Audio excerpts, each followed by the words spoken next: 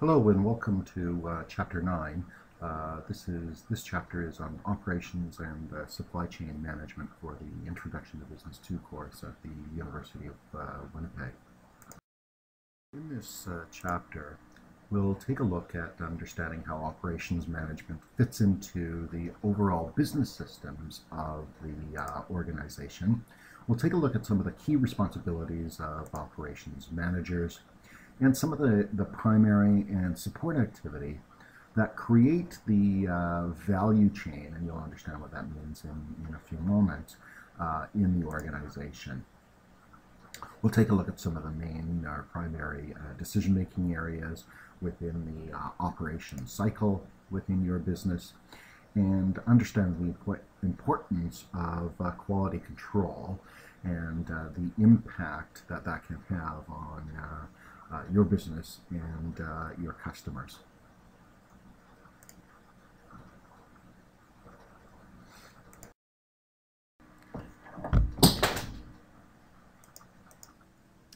So when we talk about operations management, we're talking really about the ability to control and improve the business processes. For a business to be successful, we must develop efficient and effective operational frameworks that will deliver the right product or service to the right customer at the right time for the right price.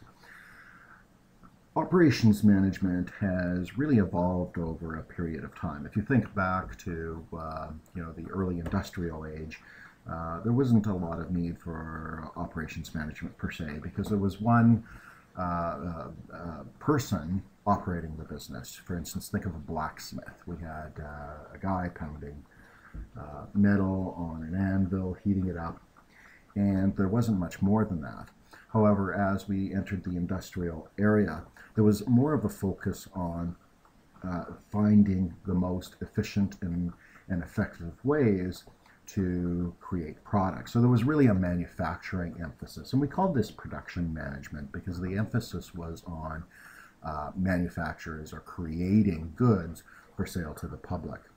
Today we think of operations management, which goes beyond production management and includes the design of effective and efficient operations for service entities. So it could be your hairdresser, it could be the hospital, your doctor's office as well. So we've evolved this concept of operations management from a blacksmith to pertaining to virtually any business, including nonprofit organizations and small businesses and service-based industries. And if we go back to Chapter 6, we learned a little bit about what strategy is. It's really what the organization wants to accomplish. Once we know our strategy, we can design business structure. So that's really the controls and the formal communication network and responsibilities of the various roles in our organization that will achieve our strategy. And operations are the actual processes. So they're the processes that will be used or followed to meet our business strategies, of course.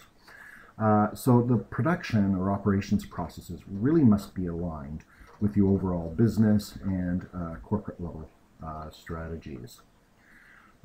So the business systems and competitive advantages allow successful businesses to deliver products to their targeted market segments better than the competition. And that's our goal, to achieve that competitive advantage so we can be more successful in meeting our corporate level strategies.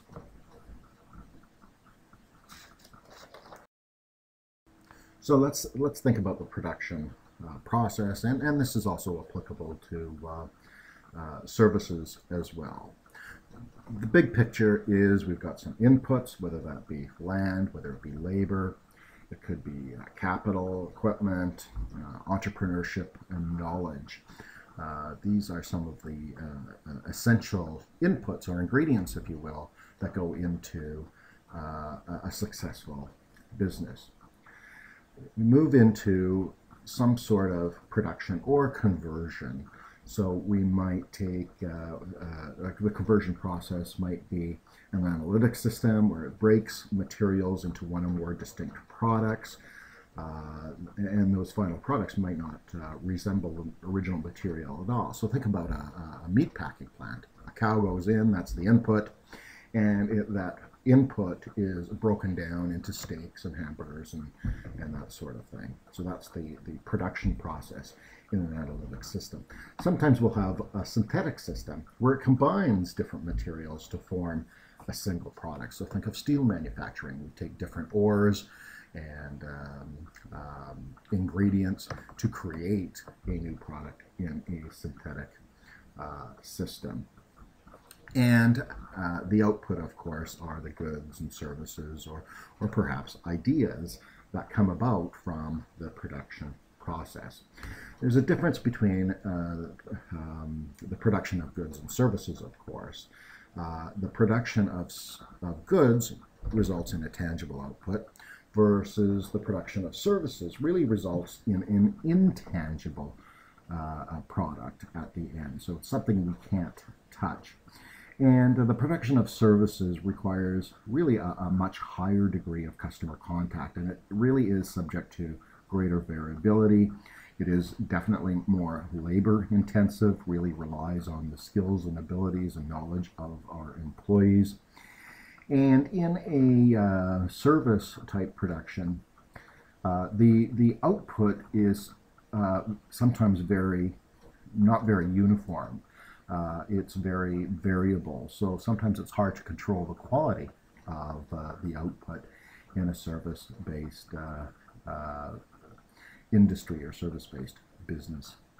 So the production process can be used for not just the production of tangible goods, but intangible services as well.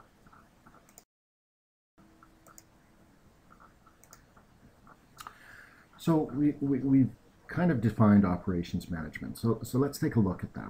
It's really the effective design, the development and management of the processes, the procedures, and the practices within an organization's business system with the purpose of achieving the corporate level strategies. When we talk about efficiently in a business context, efficiency represents minimizing inputs, or perhaps producing something at the lowest possible cost. We're more efficient when we can minimize inputs to maximize our outputs. That's what efficiency is. When we talk about effectiveness, something is effective when it meets the end result or meets the strategic intent in an organization. So from an operations management perspective, we want to produce goods and services efficiently and effectively to ensure that we're achieving our business and corporate level strategies. Essentially, we want to get the right products at the right price into the right place for the right customer at the right quality. And that's what it's all about. Production operations management really managers have really three broad areas of responsibility, and we'll be talking about each of these. The first is process management, and that really focuses on the production or the transformation or conversion process to make sure that our processes are efficient and effective.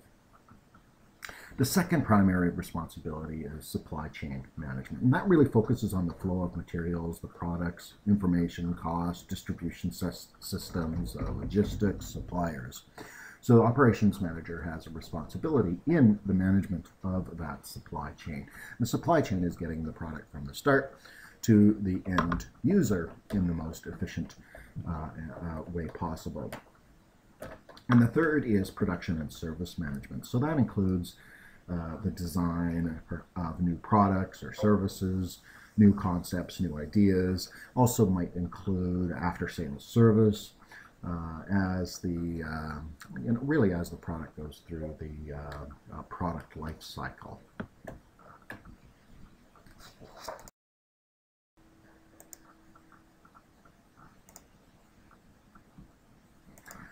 So the value chain is a concept that was developed by Michael Porter in 1985 in his book Competitive Advantage: Creating and Sustaining Competitive Performance. And the concept of value really exists when the benefit of a product or service or organization exceeds the costs. So the basic premise is to focus on creating value or maximizing value by reducing our costs or increasing our quality or reducing prices. If we're able to do that, we can focus on increasing the value of our products and services. And the key is making sure that this value cannot be easily duplicated by our competitors. So we want to focus on maximizing value to our consumers, because effectively that's what consumers will make consumers buy our product, because they see the value in it. So for example, take a look at the value of an iPad. How much does it cost to make an iPad? Probably about $250 for the component pieces, $10 for the, sort of the other cost, distribution and that sort of thing. So we've got a product that might cost us, I don't know, $260, $300 to produce. So why are they selling at $600 plus in the store? It's because of the perceived value, and customers are willing to pay for that perception of value. That value comes from the quality, not just the price, but the quality and the experience that they will get from using that product.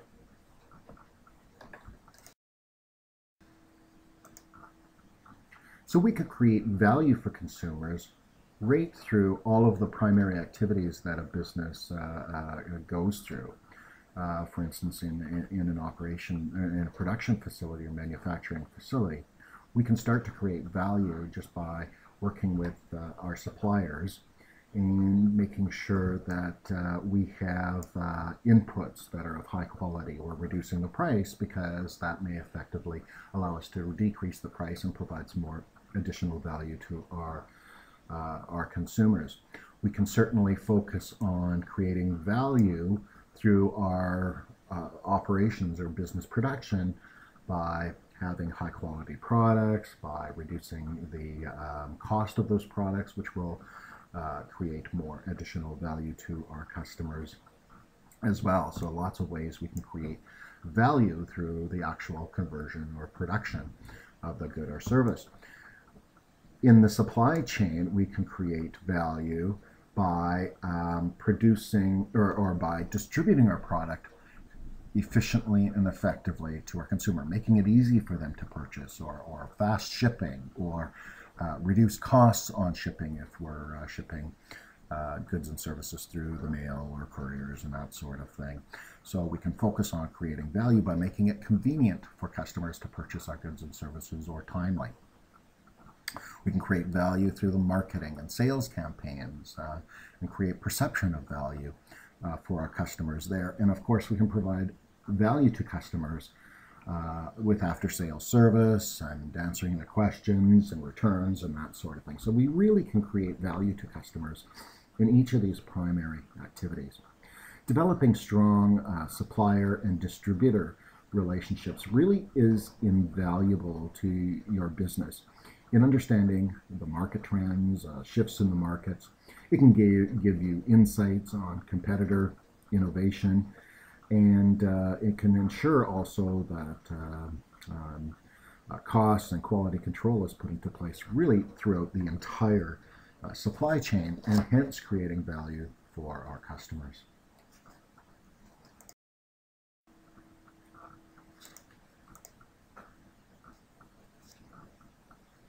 So again, these are just some of the ways that we can create value for customers through the primary activities of the organization.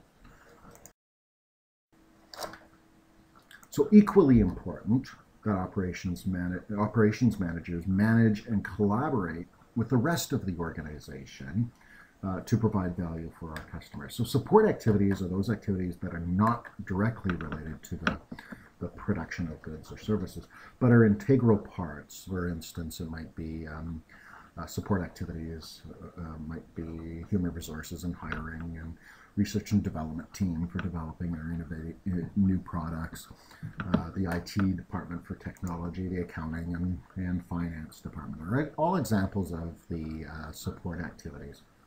And it's really important that you, as a production and operations manager, works very closely and collaborate with the rest of the organization to create value for our end customer. So let's take a look at the operations cycle. And really, the operations cycle is the alignment of each of the individual tasks within the organization to make sure that we meet the corporate strategies.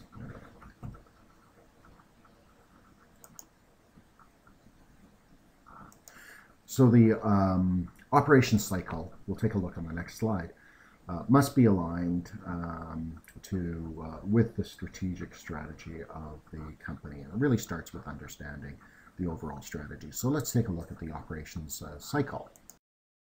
Here's the operation cycle, and it really starts with understanding what the corporate level strategies are.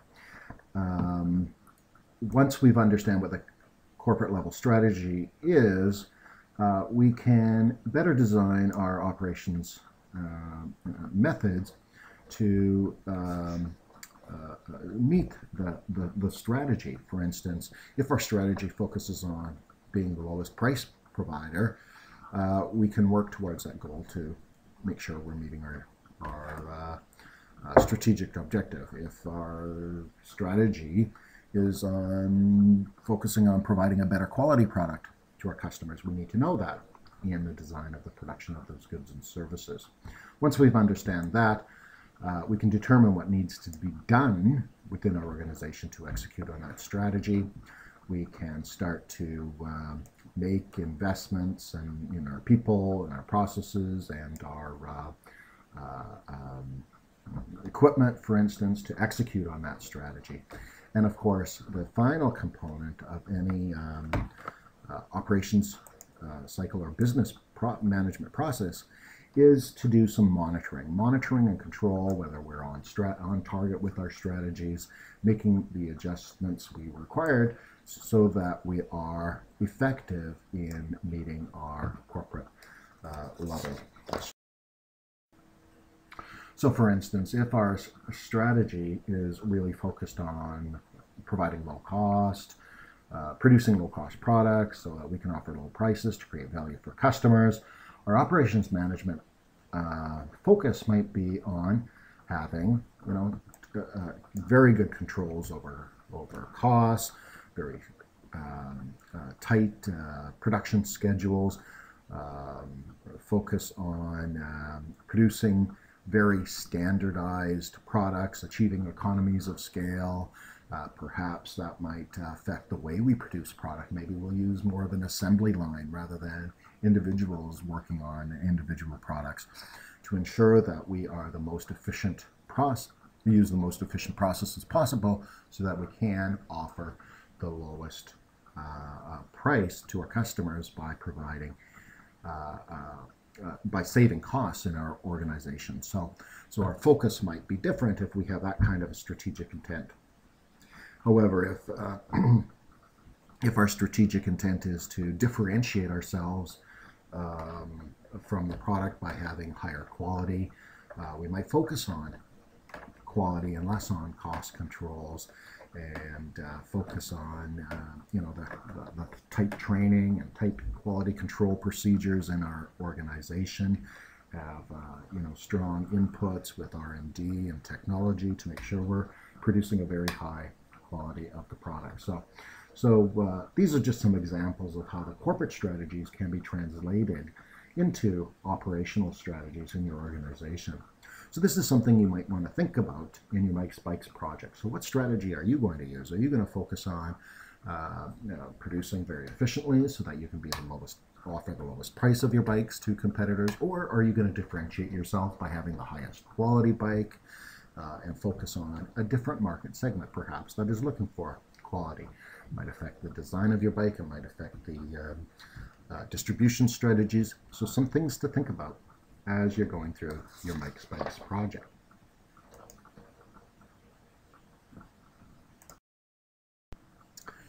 You'll recall we earlier identified 3 broad areas of responsibility for the operations manager.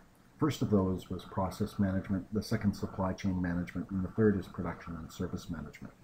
So let's take a look at this first area of responsibility being process management. And so in terms of process management, operation managers really have 4 key areas to focus on. The first is the design and layout of our production facilities. Second is process design, designing processes that are efficient and effective and meeting our corporate level strategies. We'll talk about materials management, which is the management of the inputs required in order to develop the products or services in our business. And the fourth area is managing capital resources. So making investment decisions on what capital assets we might need. That might be plant and equipment to ensure that we have the right capital in our organization so that we are efficient and effective. So let's take a look at the design and layout of and execution, the first key decision area on the next slide. So when we talk about the process design, it's really the process steps that are going to be required to produce a good or service. And it includes the production processes, it includes the internal and external transportation processes, it might include measures on waste handling, it might include quality control processes. And there's really 4 main steps we need to look at. First is defining the work that needs to be done. Once we understand that, we can identify the sequence of tasks that needs to be done and next create the process layout. And of course, with any managerial function, we want to execute on that and evaluate the results. So we can think about a beer bottling plant. You know, we have to, we've got some primary functions. We want to fill the bottles, we want to go into capping the bottles, we want to labeling the bottles, we want to package, and then finally distribute our end product. So we're talking about that whole process. There are different process techniques. Some we could call continuous processes versus others that are intermediate or intermittent processes. So a continuous process really is where the good or service really moves throughout the organization continually, perhaps on a conveyor belt or something. It never really stops from the time it starts into the production process to the time it ends. It's constantly moving. That's a continuous process versus an intermittent process where something might be done to it. There might be some wait time, moves on to another function. Some conversion happens, and then there's some wait time. So it's intermittent. So that's the difference between a continuous and intermittent process. A lot of textbooks talk about 3 primary production processes. One is mass production, the second is mass customization, and the third is customization. So those are the 3 primary general production processes. So mass production is a production process where we produce a large number of goods and services that are exactly the same. So mass production it typically uses a continuous process like an assembly line process where we're producing a large number of goods and services that are exactly the same high quality standards is applied and measured throughout the production process. And it can be a very efficient system. So think of you know, you've all seen assembly line layouts where you've got that beer bottle that's going on a conveyor belt. It's a continuous process, and it's very efficient. It constantly moves, and as that bottle of beer goes through the production process on a conveyor belt, different activities are applied to it along the way. This was one of the primary concepts of production management in the industrial area, because it was found to be a very effective and efficient way to produce products. Ford really refined this concept of mass production and the production of Model Ts, vehicles, or Ford's cars, and designed a very efficient production process. The problem with the mass production process is that it's hard to customize the product or the end result to meet the customer's needs. So all products are basically identical. So hard to customize the product to maximize the value to the consumer. In today's day and age, it's all about producing value to the customer. So sometimes producing a generic product that's exactly the same does not meet the customer's needs. So sometimes that mass production model has evolved into something that's called mass customization. So companies like Dell use a mass customization process. So products or their computers are produced in mass production, identical, but only to a certain stage in the production process. And then they start to be customized. So the basic laptop, for instance, goes through the production process. They're all identical with the same keyboard and the same operating system and what do you call it, cover and that sort of thing. But then we get to a point in the production process where it stops and we start to customize to meet the requirements of the consumer. So we put in different processes, we put in different RAM, memory, and that sort of thing, and start customizing the product to ensure that we're maximizing value to our customers. So that's a mass customization. Customization refers to designing a process specifically for the end user. So if you are building a special product for a customer, we will design our processes to be fully customized to create the maximum value for that customer.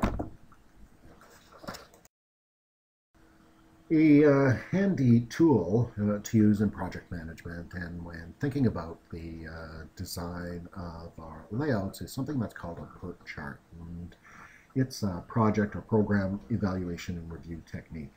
And what it does is shows the sequence of production as well as the different tasks that can be done at the same time. And for instance, in here we've got the process time where we're formalizing what the specifications are for a particular product. At that point, we can design the hardware. It takes a couple of weeks for breadboard hardware. We can test the hardware. So what this does is shows the process steps that are required, but it also shows the steps that can happen at the same time. For instance, as the product is going through production, we can also be creating a manual for the product. So those two key tasks are independent, so they can be done at the same time so that we can minimize the total production period. The PERT chart also shows what's called the critical path. And the critical path are those tasks along the production process that must be completed at given points. Otherwise, the project is going to be delayed or a production process will slow down. And it also identifies the length of time that the production cycle will take. So in our example, our critical path is represented by the solid line here. So our critical path is this path here, and that gets to our final production. If any of these steps are delayed, and the critical path is usually the longest network. So the critical path is that path represented by the solid line. So if any of those steps are delayed, our project is going to be delayed. So it's a handy tool to use in understanding the entire throughput time from point 1 to step 11 when our product is complete. And in this example, it would be the initial 6 weeks plus 4, 10, 12, 15, 17, 18, 19, 20, 21 weeks is the length of time to manage this product from point 1 to point 11. So it gives an example of our cycle time. Another common tool used in production or operations management or even in scheduling, and you might do this informally or might have seen a Gantt chart before. But the Gantt chart shows is a visual representation of all the different tasks that need to be accomplished. So these are the different tasks that we start to see, as well as when we expect to start and end or finish those tasks. And we can plot those to show which task can be completed at the same time as other tasks are happening. So there's some overlap here. And it can shows the timeline from the start of the cycle, which in this example is January 5th, to the time, the end time when the product or project is done would be June 2009. So it's a visual representation of the start and stop times of the different tasks that need to be accomplished. It shows when tasks kind of overlap or tasks that are truly dependent on one area being finished, or one task being finished before another can start. So it's a good project management tool and really focuses on the times that each steps take.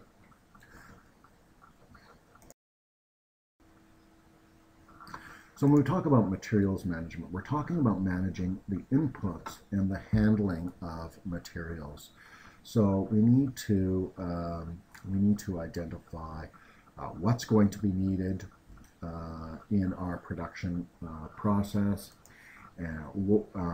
when the inputs are going to be needed, when the outputs are going to be needed, how are we going to store it along the production process, how are we going to move it internally within our organization, how are we going to handle or move it outside our organization to the customer, how are we going to dispose of waste, how much is going to be needed, and making sure we're doing that efficiently and effectively. There's a concept in production management called just-in-time inventory management. So we want our goods and services, or our inputs to the business, to arrive at our manufacturing plant just in time so that they can start into production immediately, so that there's no big inventory or storage that we need to do at the front end of our inputs. So they arrive at our production facility and immediately enter into the conversion process, and at the same time at the end of the production process we want them shipped out immediately, so we don't have to store a lot of finished goods and services, so that they immediately are on a truck and on the way to the consumer. So materials management and process management really have to be very interconnected.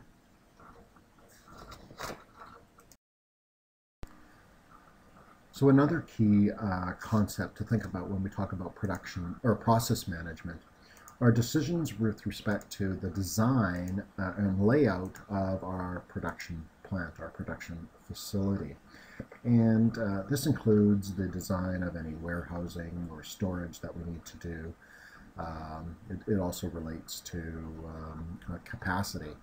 And so we have to think about capacity, which is the maximum amount of product that can be produced or services delivered, given the facility, given the equipment, given the people, given the resources that we have.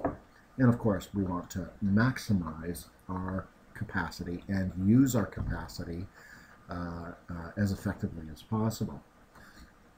If we have too much capacity, so if we can if we have the capacity to produce, but we're not producing it, that can create waste in our organization, which is not very efficient, becomes costly, and we may not be able to achieve our profit objectives if we have too much capacity. If we have too little capacity, meaning we're producing everything that we can, but we aren't able to meet consumer demand, we may have lost sales and hence lost opportunities for profit.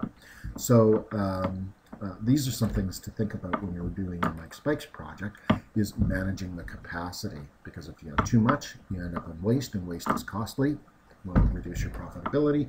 And if you have too little capacity to meet consumer demand, you're going to have lost sales, and your competitors are going to provide goods or services to that customer. So really focusing on maximizing your capacity in the organization can be critical to your success. So let's take a look on the next slide at some different process layouts that might be used in a manufacturing entity. So here are four primary different types of process layouts. The first up here is that assembly line layout, and it's really used for repetitive tasks, and again, it's producing a very similar or identical product at the end of the production process. So the assembly line layout can be very good because it can be very efficient. We can produce a very consistent quality end product, and it's a lot easier to measure the quality of the product and produce in an assembly line layout. So it's really good for large production runs of consistent products. Keep in mind, though, that an assembly line layout is very capital intensive, and sometimes historically, assembly lines, if we wanted to modify or change a product, there could be significant downtimes as we retooled the line and that sort of thing. Many companies like Toyota are finding ways where they can use technology to redesign the processes that the robots and the computers use, or the computers and robots that they use to produce cars, by reprogramming them and really change the production processes almost overnight, so to minimize that downtime to retool. But keep in mind, an assembly line layout produces the same product, so it's not very customer centric. It's not focused on the end result of the customer. A process layout is often used to serve different customers' needs. So process layout, we have the production. It's an intermittent process where we have different workstations, and at each workstation, different activities will happen. So if I was a table manufacturer, I produce wooden tables, I might have one area or one function, which is the storage of lumber that comes in from the lumber yard, and so there's a storage area. Then it goes into, we take a batch or a bunch of lumber and move it into the cutting area, where the lumber is cut into the right sizes for the tabletops and the legs. Might go next to an area that we put some of the lumber on a lathe machine and turn out the table legs, and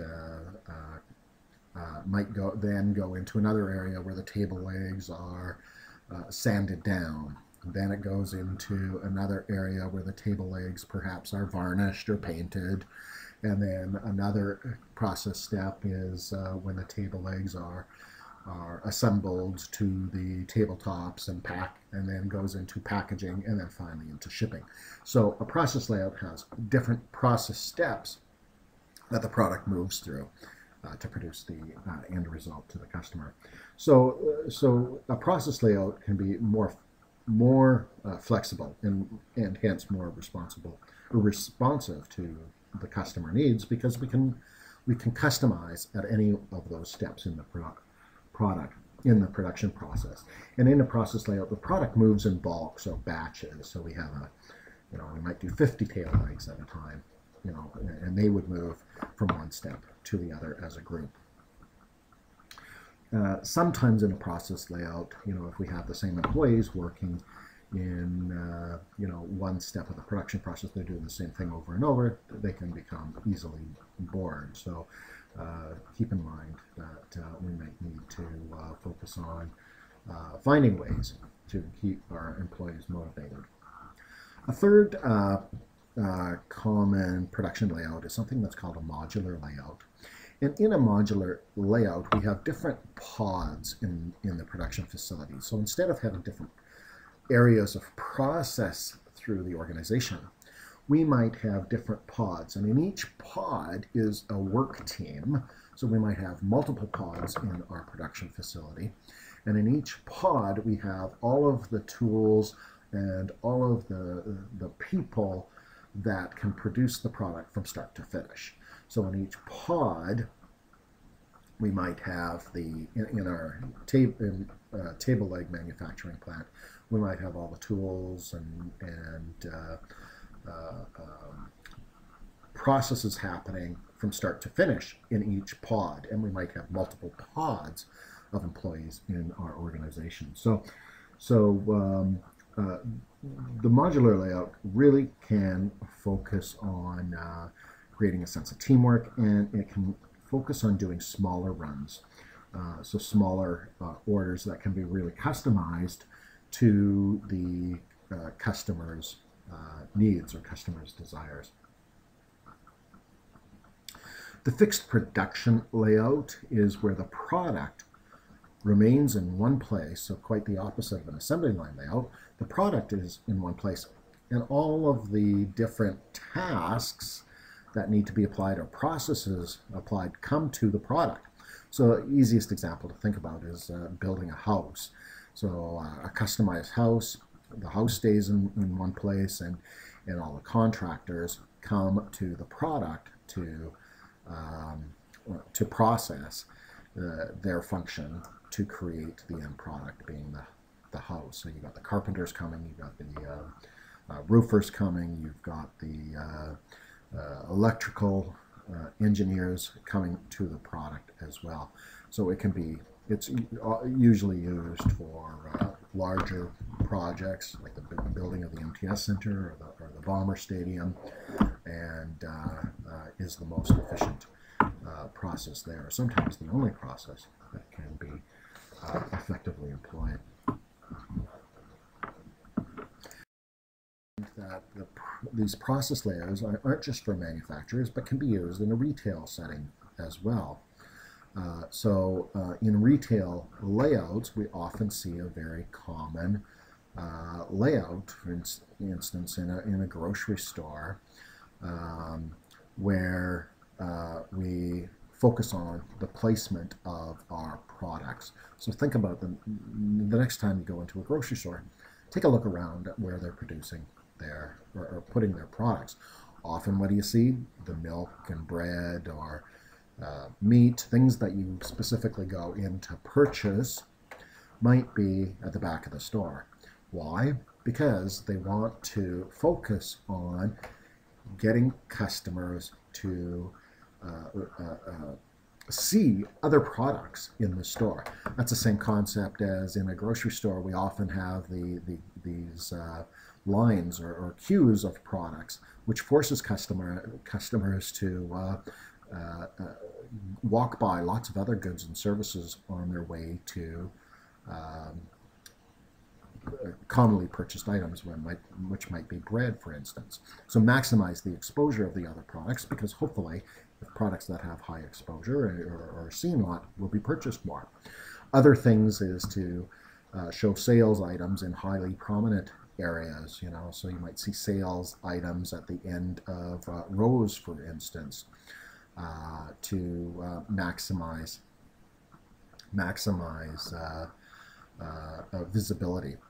Often we will see those products that have a high margin. A high margin means a high profit margin in the first or the last aisle, because they will get the most exposure, because a lot of customers will come in to buy milk.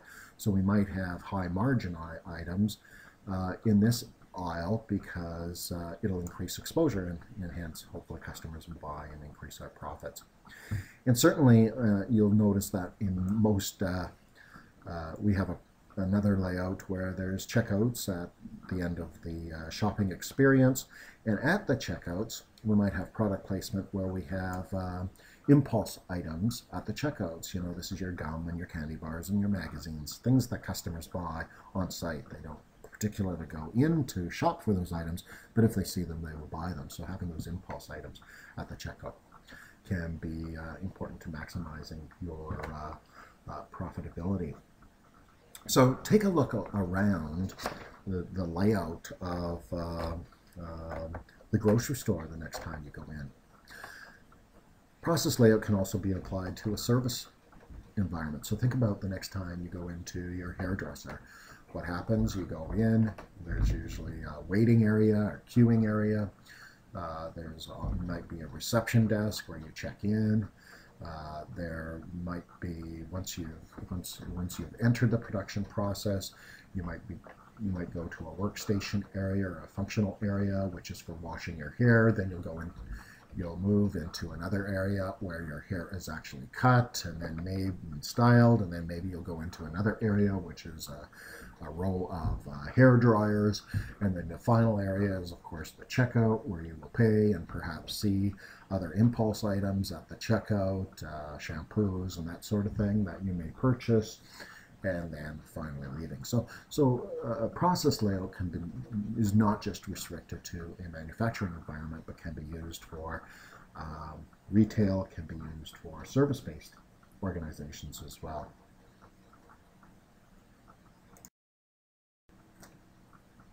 So the last area of decisions that operations managers might need to make when considering the process decisions is in capital asset evaluation and acquisition. So what that means is buying the right equipment, making sure that our equipment is maintained, it's modernized to keep our production costs down. It might mean taking a look at equipment that is no longer needed and getting rid of it and selling it.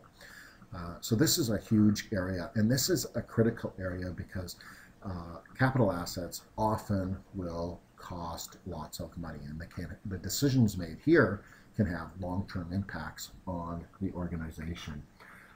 So you must, as an operations manager, you really have to continually monitor the operation capability of our capital assets. If we've got equipment that's constantly breaking down, it's going to affect our capacity, it's going to affect our efficiency, and may no longer meet the needs of the consumer.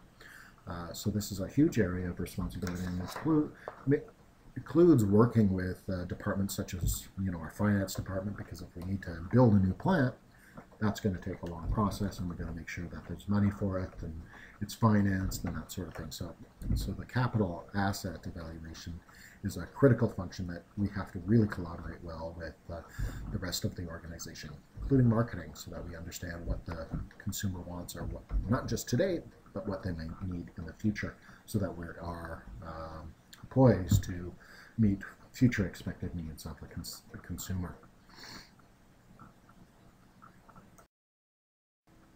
And so we've talked about process management being a key area of decision making for operations management. So let's take a look at the second key area, which is supply chain management. And supply chain management really is the managing the flow of materials, flow of products, and the flow of information, the flow of costs throughout the entire production process. So that's really from the time that we're talking to suppliers at the very beginning, to distribution to customers at the very end. So managing the relationships between suppliers and wholesalers and retailers and consumers throughout the entire organization. Our supply chain partners might be, for instance, our suppliers who provide some of the inputs into our business. Once the product is produced in our organization, we might need to make partnerships with transportation and logistics companies, both for getting those supplies into our organization, as well as getting the product in the hands of the final consumer.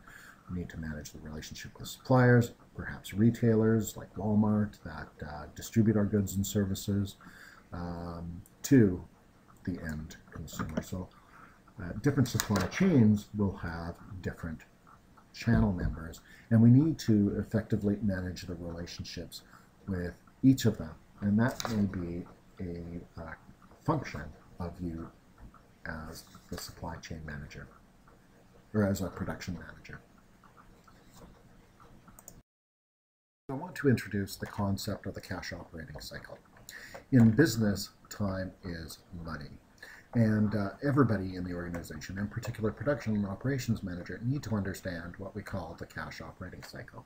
And the cash operating cycle really refers to the amount of time it takes for an organization to recover the cash or get the cash back that is paid out for all the purchase of inputs and payment of wages and distribution of products. So the time from we've laid out the cash to the time we get it back in our pocket, sometimes called the cash-to-cash cycle. And in general, the shorter the cash operating cycle, the more quickly the organization is getting back the cash that it's put out for purchase of inputs and paying all its costs. And the longer it takes to produce our products, and to distribute them to the market and sell them and receive the revenue from them, the more expensive the costs of producing these products are. So we can become more efficient as an organization by reducing the cash operating cycle. And it's true, in business, time is money. A graphic, pictorial example of the cash operating cycle. So we really start through having cash outflows in our organization. We buy our raw materials, we go through the transformation process, and we have to pay for our labor and utilities to produce the product, so cash is going out. We have goods sitting in finished goods inventory, and the longer they sit there, the longer it's taking to get our cash back. We need to transport them to our retailers or wholesalers, who in turn need to get them to the customer. And once it's sold to the customer, if it's sold for cash, that cash can come back very quickly, but sometimes we sell on credit to customers, and therefore there's a time period where we got to wait for payment of those accounts receivable, and it's not converted back into cash until we are finally paid. We receive a check in the mail. So the cash operating cycle goes right from the start to the end when we're getting the cash back in our pockets. And so the shorter the operating cycle is, we can increase our efficiency. So how do we go about reducing that cash operating cycle? One of the ways that we talked about earlier was just-in-time inventory management. So we don't have inventory stockpiled at the beginning of the production process. We can collect our accounts receivables faster through having some good collection processes. Perhaps we just have cash sales. If we have cash sales, we can get our cash faster, but we might limit the number of customers we might have, because some customers, it's customary to sell on credit. Maybe we can reduce the cash operating cycle by delaying the payments to our suppliers. So instead of paying for our raw materials up front, we buy them on credit, so we can delay the cash outflow of our goods and services. Sometimes we can't, because employees aren't going to wait until we sell the product to get paid. So sometimes it may not be possible. We can certainly speed up this production process or production cycle to reduce the cash operating cycle as well. Maybe we can find ways to ship our products faster to the customer so we can speed up the collection of cash. And of course, by minimizing our inventories that either in raw materials or in finished goods, we can reduce the cash outlays and reduce our cash operating cycle and become more efficient. So these are all roles that the production operations manager needs to understand, because the faster we can collect our cash, the more efficient and the more profitable our business is going to become. As we said earlier, there's three key areas of responsibility for the operations manager. First is in process management that we've talked about. The second is supply chain management. And the third is product and service management. And operations managers play a key role in determining the ability of the organization to execute changes to the existing product and or develop new innovative products or services. So there's really three specific areas that we need to think about. With respect to our existing products, do we need to modify or enhance our existing products from a competitive perspective to make the product more valuable to the customer and increase the benefits to our customers? So that may include stocking a replacement inventory or component parts, so customers can buy things to fix up our existing products. It might mean redesign of the product or enhancing the product to create more value for the customer as well. So these are some of the things that you might think about as you're going through the Mike's Bikes projects, because you will be able to modify your product, your bikes, in making sure that you are creating more value for your customer. The second area is through new product opportunities. And that might mean developing new products or services that are innovative and create or expand your customer base. The third is something that's called long reach opportunities. So this is the development of new products, perhaps for new market areas. So this involves doing research and development to find future products for perhaps new markets that you might be able to produce goods or services for. So a little bit of a longer term future product viewpoint. So you really need to coordinate and understand what's happening with our consumers. So understand and work very closely with our marketing departments and research and development departments, so that we can remain competitive and design new products to meet customer needs. When we're looking at new products, there's our existing products, so we're finding our existing products for our current market. Target market. We can look for new product opportunities, which becomes a little bit more risky, and as we move from our current product out, risk increases to our business.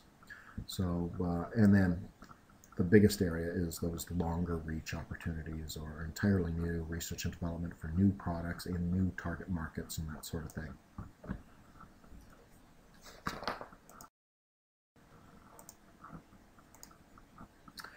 A key part of an operations manager role is to continually protect and enhance the quality of the products and services that were being offered to the customers. Many organizations today are facing downward pressure on prices. Competitors are being very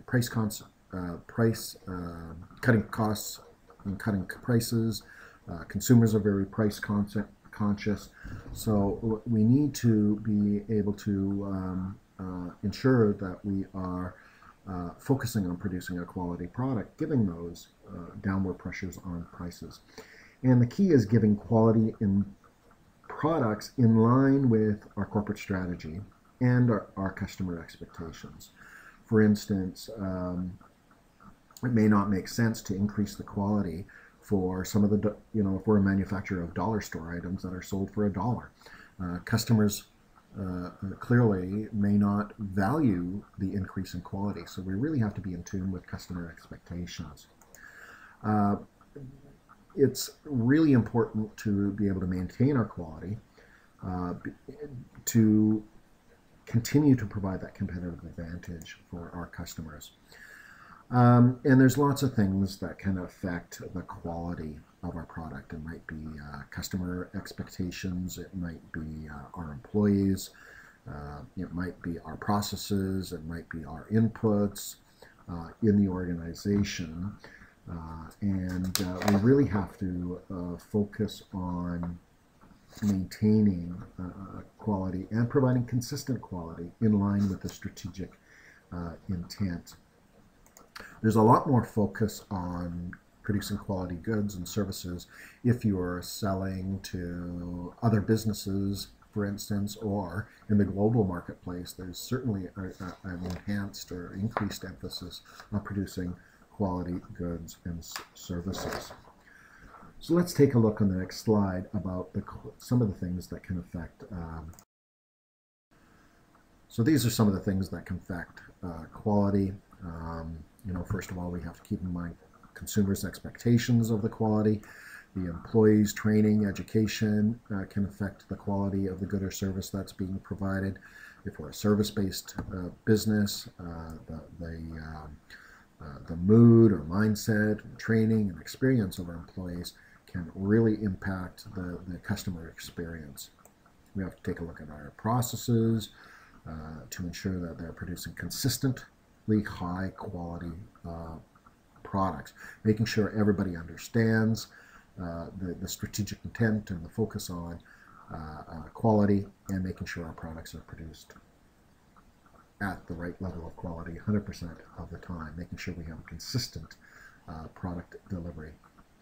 And this also applies to the service sector. In the service industry, it's sometimes harder to control the quality because it is so employee-based. So you go to a restaurant one day, you might have an excellent customer service.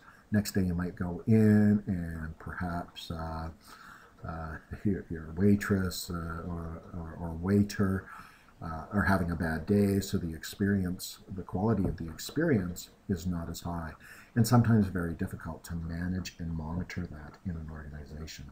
So lots of things can affect quality: the processes, the inputs, the knowledge, the training, external factors, market expectations as well. Over time, manufacturers or the expectations of, due to increased expectations of consumers, many businesses have moved from this quality control concept to a quality assurance aspect or concept. Quality control is really focused on making sure that defective products don't get in the hands of the consumers. So think of a beer bottling example. We've got a guy sitting at the end of the production cycle, and he's sampling, every 15th bottle of beer that's produced, taking a sip, making sure it's good quality, for instance. That's a quality control. And if something is defective, a bottle of beer is defective, making sure it doesn't get sold to a customer. As opposed to a quality assurance type of program where the expectation is there's a high level of quality right through the organization, whether that be in accounts receivable, whether it be in marketing department, might be after-sales service, certainly in production, but making sure there's consistent high quality throughout the entire organization, so more of a quality assurance program. There are various techniques and methods to ensure focus on quality. ISO is something that's probably over the last 25 years or so has become almost critical for customers. And the ISO is the world's largest developer and a publisher of international standards. And many organizations you'll have seen have ISO certification. So really it means that they've got consistent quality control standards and processes and documented processes in place to make sure that manufacturing is safer, more efficient, of high quality standards. Another quality control mechanism is Six Sigma, and Six Sigma really focuses on defect-free production. In fact, the maximum allowable defect rate in the Six Sigma environment is 3.4 units per million produced. So very high quality standards that were developed by Motorola and really made famous by General Electric. Total quality management is more of a broader based approach to quality, and it seeks to ensure that there's quality in all phases or all aspects of the organization, whether it be accounting department, legal department, accounts receivable department, finance department, etc. So focusing on total quality management. And business process reengineering really focuses on how organizations transform their business or production or marketing processes to improve the way that people work in the organization. So some of the banks right now are going through a business process reorganization to really focus on the way that people get the work done to be able to improve their efficiency and, of course, the end customer's experience.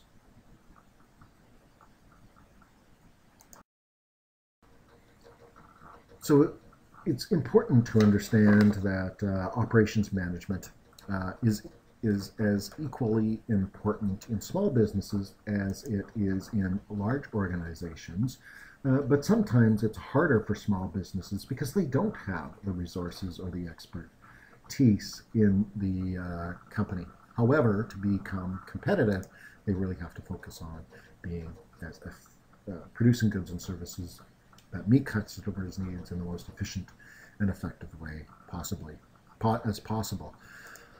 So some of the ways that, while they do have limitations, small business owners can incorporate or do some things to improve operations management.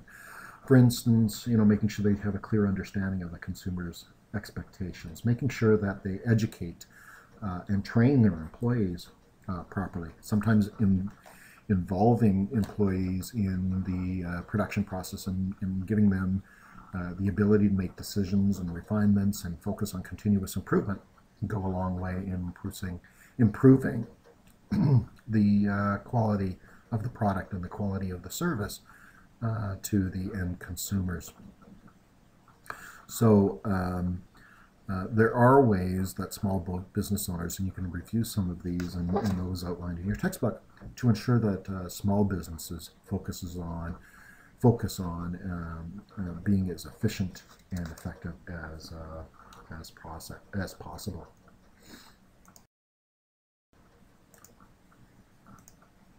So just to reflect on, from a management component, some of the key concepts of operational success. So we want to be able to keep in mind, big picture, we want to be able to develop competitive advantages versus our competitors that are sustainable. And we need to do that consistently throughout the entire organization. And hopefully we can differentiate our products by building a brand recognition, and that may be dependent on producing consistent and effective delivery of quality products and services for prices that customers are willing to pay and value.